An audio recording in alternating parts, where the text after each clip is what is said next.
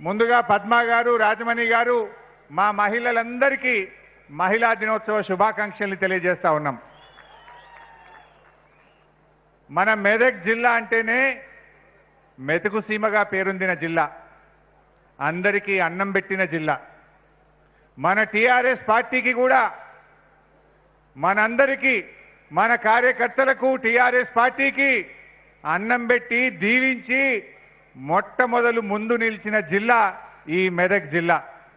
ఎందుకు ఈ మాట అంటున్నా అంటే 2001లో మన నాయకుడు కేసీఆర్ గారు తెలంగాణ ఉద్యమాన్ని ప్రారంభించి టీఆర్ఎస్ పార్టీని స్థాపించి తన పదవులను గడ్డిపోచల్లాగా రాజీనామా చేసి సిద్దిపేటలో ఉద్యమంలో నిలబడ్డ నాడు ఆ రోజు బ్రహ్మాండమైన మెజార్టీతో అప్పుడు చంద్రబాబు నాయుడు గారు కోట్ల రూపాయల నోట్లను కుమ్మరించినా, రకరకాల కుట్రలు చేసినా పెద్ద మెజార్టీతో టీఆర్ఎస్ పార్టీని గెలిపించి గులాబీ జెండా ఎగరేసిన జిల్లా ఈ మెదక్ జిల్లా అని చెప్పి నేను ఈ సందర్భంగా మనవి చేస్తా ఉన్నా.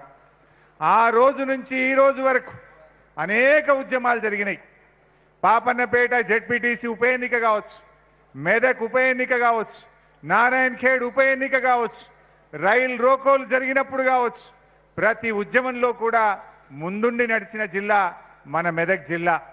ఇవాళ ఆ ఉద్యమంలో ఇక్కడుండే కార్యకర్తలు మీరందరూ కూడా రాత్రింబవళ్ళు కష్టపడి ఉద్యమాల్లో అరెస్ట్ అయ్యి ధర్నాలు, పోరాటాలు చేసినటువంటి ఈ మీకు మేము పెద్దగా చెప్పాల్సిన అవసరం లేదు. ఎప్పుడైనా విజయం మనదే. రాష్ట్రంలో ఎక్కడ పోరాటాలు జరిగినా, ఉప ఎన్నికలు జరిగినా ఇక్కడుండే కార్యకర్తలు మీరందరూ కూడా తెలంగాణ అంతా పనిచేసినటువంటి వాళ్ళు. మరి ఈరోజు ఈ పార్లమెంటు ఎన్నికల సందర్భంగా జరిగేటువంటి ఈ యొక్క సమావేశాల్లో మీరే మాకు దిశానిర్దేశం చేయగలుగుతారు. కానీ మన లక్ష్యం ఒక్కటే ఉండాలి. ఎందుకంటే ఉద్యమాల్లో మనం దిక్సూచిగా ఉన్నాం, అభివృద్ధిలో ముందున్నాం. వడ్డించేవాడు మనవాడైతే లడ్డు ఎక్కడున్నా దొరుకుతుందన్నట్టు ఈ రాష్ట్ర ముఖ్యమంత్రి కేసీఆర్ గారే ఇవాళ మన మెదక్ జిల్లా నుంచి ఉన్నాడు. అందుకే ఈరోజు మెదక్ జిల్లా అయిందంటే, సిద్దిపేట జిల్లా అయిందంటే కేసీఆర్ గారు ముఖ్యమంత్రిగా ఉండడం వల్లనే ఇవాళ ఈ రెండు జిల్లాలు జరిగినాయి. ఇవాళ మెదక్ రైలు యుద్ధ ప్రాతిపదికన జరిగి ఇక నెల 2 నెలలు అయితే మెదక్కు రైలు వస్తుంది. గణపురం ఆనకట్ట ఆధునీకరణ చేసుకొని చిట్ట చివరి దాకా నీళ్లు ఇచ్చుకోగలిగినాం. ఇవాళ అదేవిధంగా నర్సాపూర్కు డిపోను మంజూరు చేసి ఇదే వేదిక నుంచి కేసీఆర్ గారు అనౌన్స్ చేసి రాబోయే 2-3 నెలల్లో నర్సాపూర్ డిపో ప్రారంభం కాబోతా ఉంది. నర్సాపూర్లో చెక్ డ్యాంల నిర్మాణాలు జరుగుతూ ఉన్నాయి. ఇవాళ దుబ్బాకలో రామలింగారెడ్డి గారు అద్భుతంగా డబుల్ బెడ్రూమ్ ఇల్లు కానీ, రహదారులు కానీ, ఫైర్ స్టేషన్ కానీ, పాఠశాలలు కానీ చాలా చక్కగా అభివృద్ధిలో ముందుకు పోతా ఉంది. మరి అదేవిధంగా పటాన్ చెరువులో మన కేటీఆర్ గారి సహకారంతో ఐటీ పార్క్ కానీ, మెడికల్ డివైస్ పార్క్ కానీ, 100 కోట్ల రూపాయలతోని భాష మైలారంలో ట్రీట్మెంట్ ప్లాంట్ కానీ ఇవాళ అద్భుతంగా పటాన్ చెరువు నియోజకవర్గం అభివృద్ధి పథంలో ముందుకు సాగుతూ ఉంది. మరి అదేవిధంగా ఈరోజు గజ్వేల్ గురించి అయితే చెప్పవలసిన అవసరమే లేదు. ఇవాళ అభివృద్ధికి నమూనా మన గజ్వేల్ నియోజకవర్గం. దేశానికే ఆదర్శంగా ఇవాళ గజ్వేల్ నియోజకవర్గం అభివృద్ధి పథంలో ముందుకు సాగుతూ ఉంది. ఇలా ఒక్కొక్క నియోజకవర్గంలో ఇంత అద్భుతమైనటువంటి అభివృద్ధి జరుగుతుందంటే కేసీఆర్ గారు ఈ జిల్లా బిడ్డ కావడం వల్ల ఇంత అద్భుతంగా మనం అభివృద్ధి చేసుకుంటా ఉన్నాం. అందరు లేపినట్టేనా? మరి మాటల్లో చెప్పొద్దు, చేతల్లో చూపించేటోళ్ళం మెదక్ జిల్లా బిడ్డలం. ఆ రోజు 48 గంటలు రైలు రోకో చేస్తే మా దేవేంద్రన్ ఉన్నాడు. దేవేంద్రన్న, నేను, చాలా మంది కార్యకర్తలు అరెస్ట్ అయ్యి ఇదే మెదక్ జైల్లో ఉన్నాం. 3 రోజులు ఉన్నాం. కానీ ఎక్కడ కూడా వెనకకు పోలే మనం. మరి రేపు కూడా అదే ఉద్యమ స్ఫూర్తితోని 5 లక్షల మెజార్టీతోని మెదక్ ఎంపీని మన ముఖ్యమంత్రి కేసీఆర్ గారికి మనం బహుమానంగా ఇవ్వాలి. ఈ అభివృద్ధి కొనసాగాలి. మెదక్ అంటే మెతుకు సీమ అని చెప్పిన, అందరికీ అన్నం పెట్టిన జిల్లా అని చెప్పిన. కానీ ఉమ్మడి రాష్ట్రంలో కాంగ్రెస్, తెలుగుదేశం పార్టీల పుణ్యమా ఈ మెదక్ జిల్లా వలసల జిల్లాగా అయిపోయింది, ఆకలి జిల్లాగా మార్చిండ్రు. కానీ ఈరోజు కేసీఆర్ నాయకత్వంలో వచ్చే జూన్, జూలై నాటికి కాళేశ్వరం నీళ్ళొచ్చి మళ్ళీ మెతుకు సీమగా ఈ మెదక్ జిల్లాను మార్చుకోబోతున్నామని మనం చేస్తా ఉన్నాం. మరి ఇంకా ఇది ముందుకు సాగాలంటే కార్యకర్తలు అందరం కూడా కష్టపడి బ్రహ్మాండమైన మెజార్టీతో మెదక్ ఎంపీని గెలిపించాలి. ఇవాళ మన ఎంపీ గారు చాలా అదృష్టవంతుడు. ఆయన ముఖ్యమంత్రి గారికే ఎంపీ. ఎందుకంటే గజ్వేల్ నియోజకవర్గానికి కూడా ఎంపీ మన ప్రభాకర్ రెడ్డి గారు. ఈ అదృష్టం ఎవరికి దొరకలే, అది ప్రభాకర్ రెడ్డి గారికే దొరికింది. చాలా అదృష్టవంతుడు, చాలా బాగా పనిచేసిండు. వాస్తవానికి సౌమ్యుడు, తక్కువ మాట్లాడతాడు, ఎక్కువ పనిచేస్తాడు ప్రభాకర్ రెడ్డి. ఇవాళ నర్సాపూర్కు బ్రహ్మాండంగా నర్సాపూర్ మీదుగా మెదక్కు జాతీయ రహదారి సాధించిన ఘనత మన ప్రభాకర్ రెడ్డి గారిది. ఇవాళ మా సిద్దిపేటకు కేంద్రీయ విద్యాలయాన్ని సాధించిన ఘనత మన ప్రభాకర్ రెడ్డి గారిది. మన మెదక్కు సింథటిక్ కోర్టు మన స్టేడియంలో శాంక్షన్ చేయించిన ఘనత మన ప్రభాకర్ రెడ్డి గారిది. ఇలా చెప్పుకుంటూ పోతే ఇవాళ గజ్వేల్ రైలు 2-3 నెలల్లో వస్తుందంటే దాని వెనుక ప్రభాకర్ రెడ్డి కృషి ఉంది.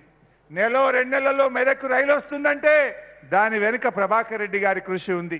అంటే ప్రతి పనిలో కూడా మనిషి తక్కువ మాట్లాడినా ఎక్కువ పని చేయగలిగే సామర్థ్యంతో చాలా బాగా పనిచేసినటువంటి పార్లమెంట్ సభ్యుడు మన కొత్త ప్రభాకర్ రెడ్డి గారు.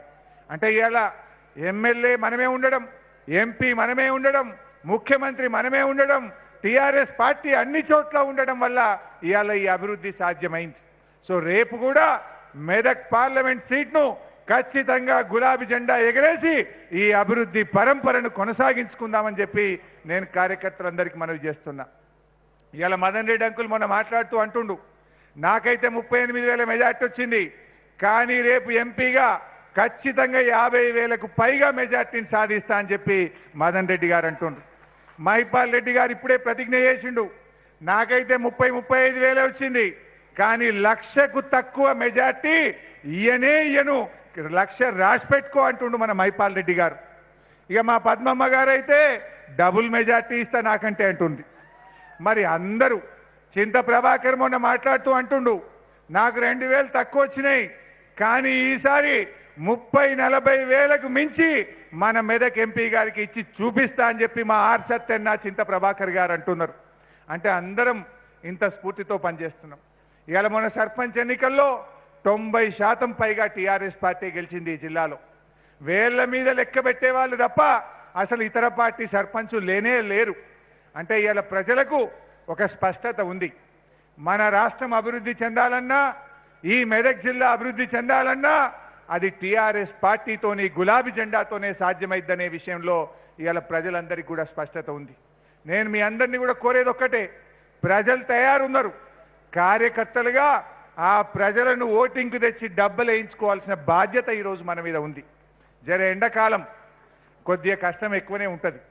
ఎండలు మండినా మనం కార్యకర్తలం ఒక్క 1 నెల రోజులు కష్టపడితే తప్పకుండా ఈ రాష్ట్రం దేశానికే మార్గదర్శకంగా, దేశానికే ఆదర్శంగా మన కేసీఆర్ నాయకత్వంలో ఈ తెలంగాణ రాష్ట్రాన్ని తయారు చేసుకుంటాం, తప్పకుండా ఆదర్శంగా నిలుపుకుంటామని చెప్పి కూడా తెలియజేస్తూ, ఇప్పటికే కాలాతీతమైంది కనుక ఇంకా నేను ఎక్కువ సమయం తీసుకోకుండా కార్యకర్తలందరూ కూడా ఒక ప్రతిజ్ఞతోని ఇక్కడి నుంచి బయలుదేరి మన లక్ష్యం ఒక్కటే, రేపు తెలంగాణ రాష్ట్రంలో 17 ఎంపీల్లో అత్యధిక మెజార్టీ ఎక్కడ అంటే అది మెదక్ జిల్లా నుంచే, మెదక్ పార్లమెంట్ నుంచే ఉండాలి.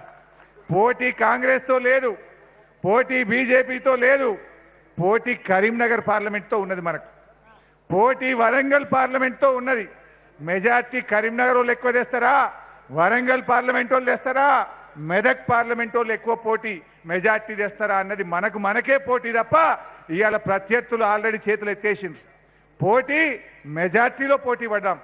అత్యధిక మెజార్టీ ఇచ్చి మెదక్ జిల్లా గౌరవాన్ని మరింత ఎత్తుకు పెంచి కేసీఆర్ గారికి అత్యధిక మెజార్టీతో బహుమానంగా ఇచ్చే బాధ్యతతోని అందరం ముందుకు కదులుదామని తెలియజేస్తూ జై తెలంగాణ.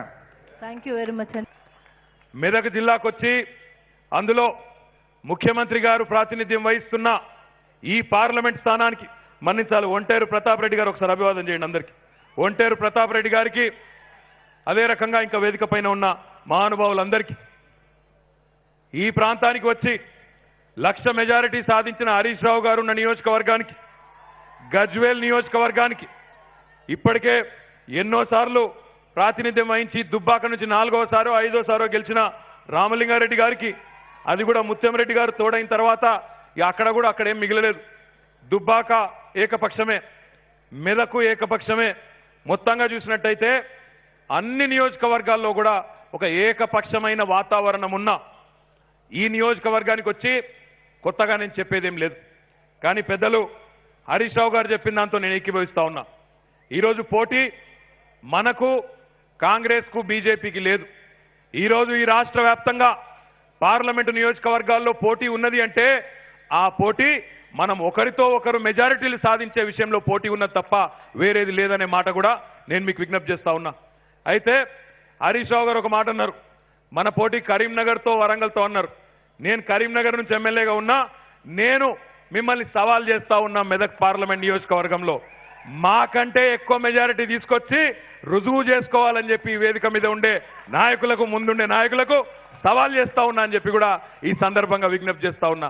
మీకంటే ముఖ్యమంత్రి గారు ప్రాతినిధ్యం వహిస్తున్న మీ నియోజకవర్గం కంటే ఒక్క ఓటన్న ఎక్కువ తెచ్చుకొని కరీంనగర్ నుంచి తప్పకుండా ముందుంటామనే విషయాన్ని కూడా ఈ వేదిక ద్వారా చెప్తా ఉన్నా. ఇక మీకు మరి బాబామరుదులు కాదు, నేరుగా ముఖ్యమంత్రి గారితోనే.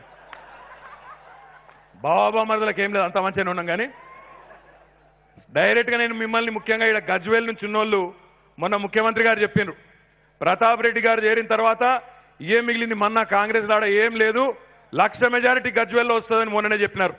ఇప్పుడు మరి 1,00,000 గజ్వేల్లో వచ్చి, 1,00,000 సిద్దిపేటలో వచ్చి, 1,00,000 పటాన్చెరులు వచ్చినాక 5 లక్షలు కాదు, మీ వాళ్ళ లెక్కలు తప్పున్నాయి. 7 లక్షలు రావాలి మరి ఆ లెక్కకు. మరి 7 వస్తుందా 5 వస్తుందా, మాకంటే ఒక ఓటు ఎక్కువ వస్తుందా తక్కువ వస్తుందా మేము కూడా చూసుకుంటాం. మరి మమ్మల్ని రెచ్చగొట్టింది ఇక్కడ మమ్మల్ని ఇప్పుడు, కాబట్టి మేము కూడా మా కరీంనగర్లతో మాట్లాడి మీకంటే ఖచ్చితంగా ఓ 2 ఓట్లు ఎక్కువ తెచ్చుకుంటామనే మాట కూడా ఈ సందర్భంగా విజ్ఞప్తి చేస్తా ఉన్నా. షరతు కడతావా? ఇక లింగనని అయితే షరతులకే అంటుండు, ఇక లాభం లేదు.